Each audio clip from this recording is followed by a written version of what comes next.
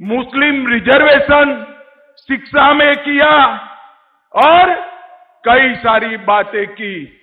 मुस्लिम reservation को हम समाप्त कर देंगे। मैं तेलंगाना की जनता को कहने चाहता हूं, निर्लज्जता के साथ, कोई शर्म के बगैर ओवैसी के एजेंडे पर एक केसीआर चलते हैं। वो तेलंगाना का स्वतंत्रता दिन भी नहीं मनाते हैं। मुझे बताओ, सरदार पटेल ने तेलंगाना की रचना की, निजाम को भगाया। तेलंगाना स्वतंत्रता दिन मनाना चाहिए या नहीं मनाना चाहिए? जोर से बोलिए, मनाना चाहिए या नहीं मनाना चाहिए? मैं आपको वादा करते जाता हूं, मोदी जी के नेतृत्व में भारतीय जनता पार्टी की सरकार बनाइए।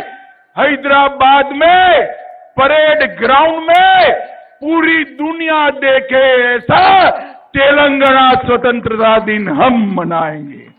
हम नहीं डरते हैं मजलिस से।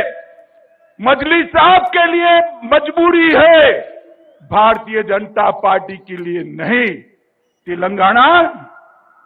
तेलंगाना सरकार तेलंगाना के लोगों के लिए चलेगी, ओवैसी के लिए नहीं चलेगी। मित्रों, 2 बेडरूम हॉल किचन की स्कीम में भी माइनॉरिटी का रिजर्वेशन किया, संविधान विरोधी मुस्लिम रिजर्वेशन शिक्षा में किया और कई सारी बातें की। मैं यहां कहकर जाता हूं, भारतीय जनता पार्टी की सरकार बनेगी तो एक गैर संवैधानिक मुस्लिम रिजर्वेशन को हम समाप्त कर देंगे। ये अधिकार तेलंगाना के एससी, एसटी और ओबीसी का है, वो अधिकार उनको मिलेगा और मुस्लिम रिजर्वेशन को हम समाप्त कर देंगे। मित्रों, बीआरएस का चुनाव चिन्ह क्या है भाई, बताओ तो जरा, क्या है? कार है, कार। ये कार का स्टीयरिंग किसके पास है? किसके पास है? किसके पास है? अब स्टीयरिंग मजलिस के पास है तो कार की दिशा अच्छी हो सकती है क्या? हो सकती है क्या? अरे कमल को वोट दीजिए भैया, कमल को वोट दीजिए।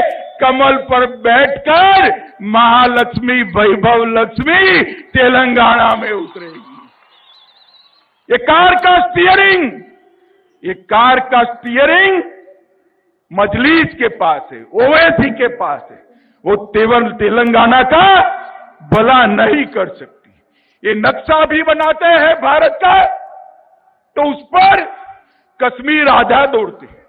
आधा कश्मीर बताकर आपने भारत का अपमान किया है। मजलिस को खुश करने के लिए इसका तेलंगाना की जनता आपसे जवाब मांगेगी।